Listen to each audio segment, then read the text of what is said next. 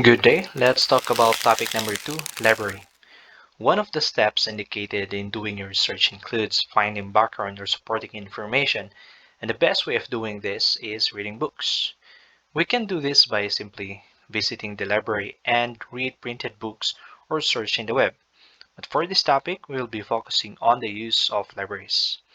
Libraries, as defined in the dictionary, is a storehouse of knowledge for posterior use where different references are stored, such as articles, general references, and many more. Now, before we dive into the different characteristics and types of a library, let's try to differentiate it first with searching through the web. First, we have the pros or its main advantages. You have the accessibility. With all the books and articles readily available in the library, there is no need for you to spend extra cash to buy load or data.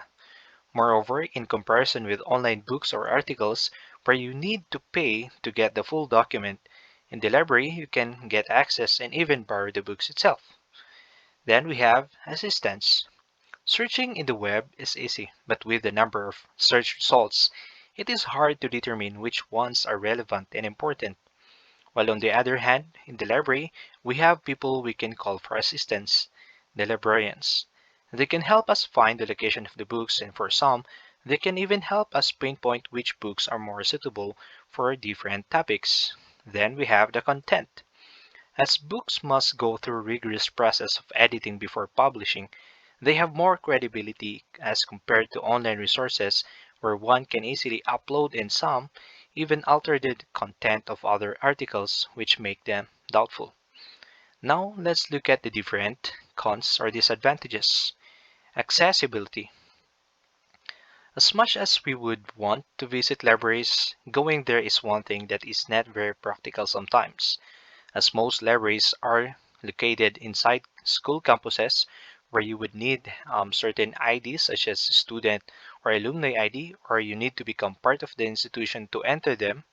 You also have your public libraries, which are commonly built in the main or the center of either the city or the capital part. This becomes a problem especially when you are either far from the location or you don't have the necessary IDs to enter that place.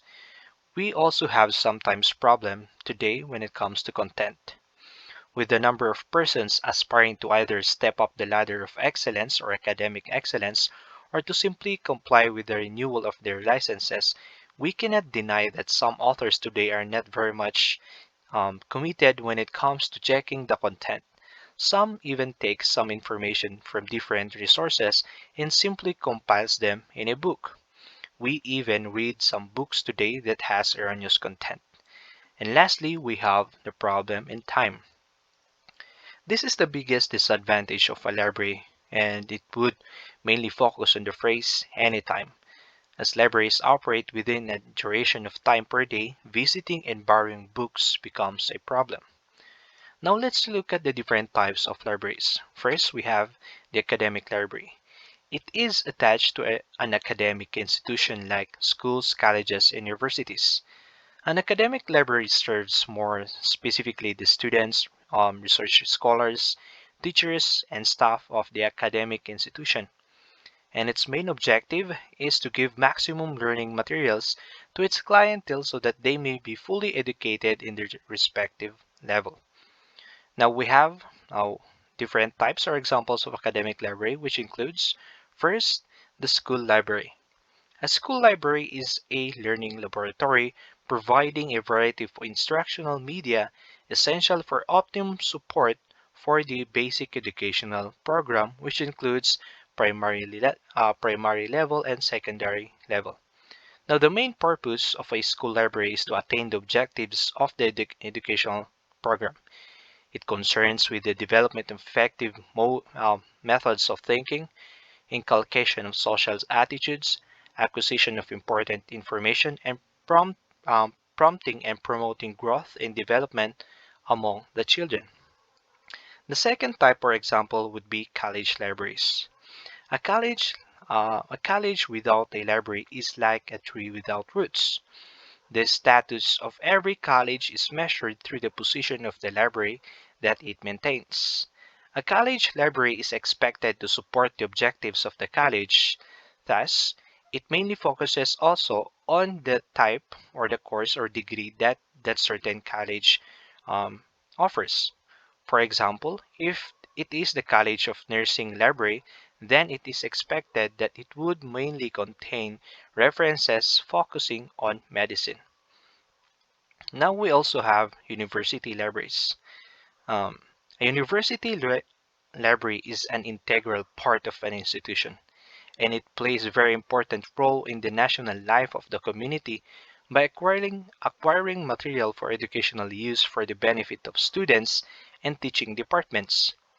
Since college libraries already caters to specific course references, university libraries are primarily maintained for the benefit of students, officers, faculty members, and for those who are engaged in research and thesis. The next types of libraries would include special library. This became popular since the beginning of the 20th century. This type of library or this special library is one which serves a specific group of people, such as employees of a firm of a government department or the staff and members of a professional or research organization. Such a library deals essentially in specific types of information. Example would be a museum library. Then we have public libraries, which is also called a circulating library. This is a library which is accessible by the public and is generally funded by or from public sources such as the tax money. And it can be operated by a civil servant which serves or controlled locally and serves every individual freely. Then we have the National Library. It is a specifically established by the government of a country to serve as their preeminent repository of information for that country. Unlike public libraries, this rarely allows citizens to borrow books. Often, they include numerous rare, valuable, or significant works. A national library is that library which has the duty of collecting and preserving the literature of the nation within and outside the country. Thus, national library are those libraries whose community is the nation at large. Now, with the types of books stored in the library, how then do libraries organize or categorize the books? They use call numbers. The call numbers represent what the book is about and acts as the book's address on the library's shelves or stacks. Because books on the shelves are arranged in call number order, you will find the books on similar subject shelves near each other. You can easily see these call numbers at the spine of the book, usually at the bottom part. Now there are many ways, or there are three main types on how they use or classify books. First, we have the Dewey Decimal Classification System. This is the most widely used method for classifying books in the library. This system is a general knowledge organization tool that is continually revised to keep up with the pace with knowledge.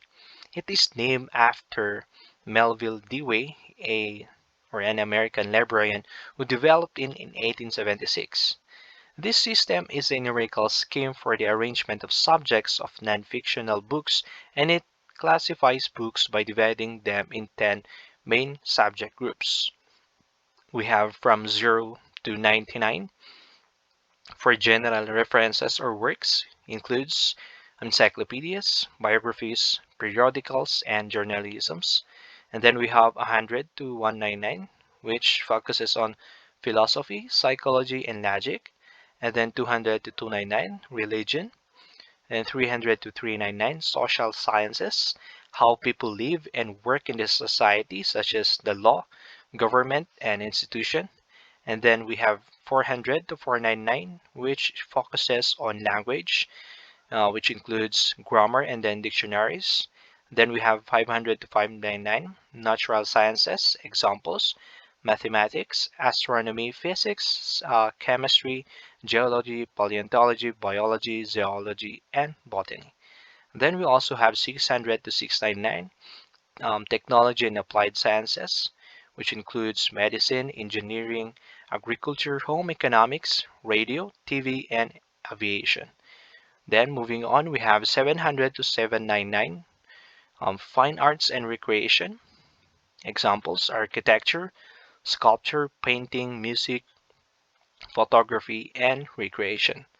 Then we also have 800 to 899, literature such as plays, poems, essays, literature in foreign language. And the last one, we have 900 to 999, which contains history and biography, such as geography, biography, and history. If you are asking if this classification is enough to list books for categories, since each category only has about 100 numbers, then you must be forgetting the decimals. In using the Dewey Decimal Classification System, you do not only use whole numbers. Rather, you can even label a book as 0.001, depending on the number of books for that section. The next one is the Library of Congress call numbers.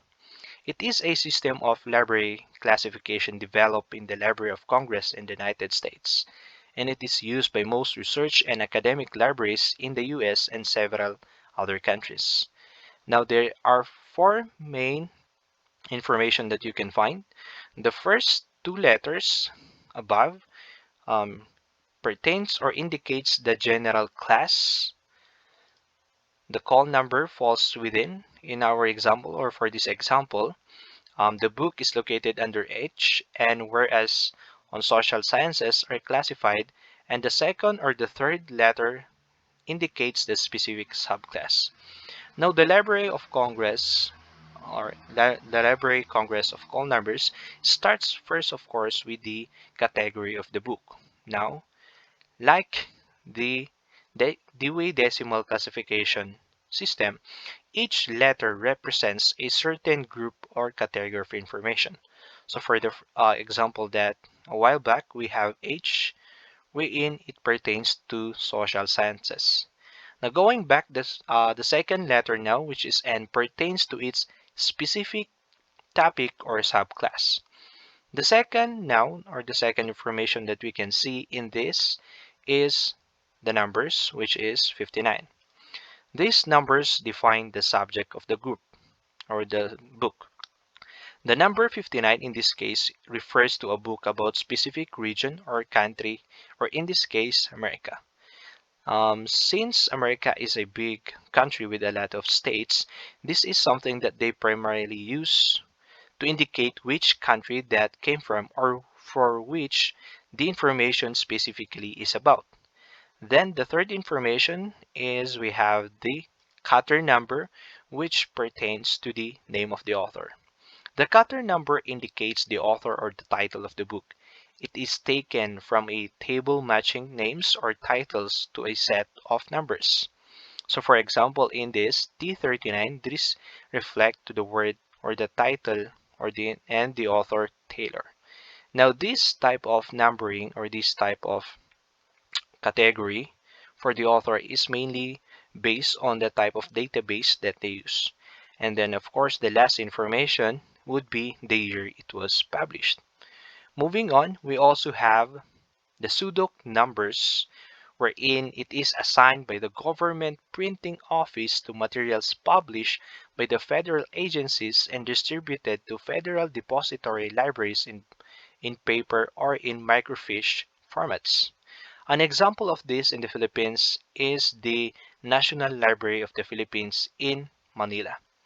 Now, the classification, of course, when it comes to pseudo numbers, are generally divided by the publishing agency, not by the subject like the Dewey Decimal or the LC. Usually, these are the type of numbers that you would see in the spine of the book. You have the first letter here, which pertains to the issuing agency, and then the number, the sub-agency, and then these specific numbers, which pertains to the series title and the document title and the year it was published. Now, with all this complicated categorizing and the number of books that you would see in the library, wouldn't it be hard to find the books that you would need? Now, there are two things that can help. First, of course, we have the librarians, for whom we can speak or we can ask for information or assistance, or we can actually use an online public access catalog, or as they call it, an OPAC. This is an online database of materials held by a library or a group of libraries, and users search in library catalog principally to locate books or other material available at a library. In simple language, it is an electronic version of a card catalog.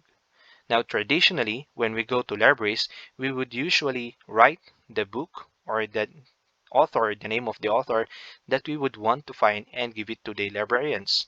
Now, they have this OPAC wherein you can just search or use that and input either the name of the author, the year of publishing, or even the title of the book, and then it will prompt you to its specific location or to its call number. And you can use that call number to find your way in the library. Okay, so that's it for topic number 2.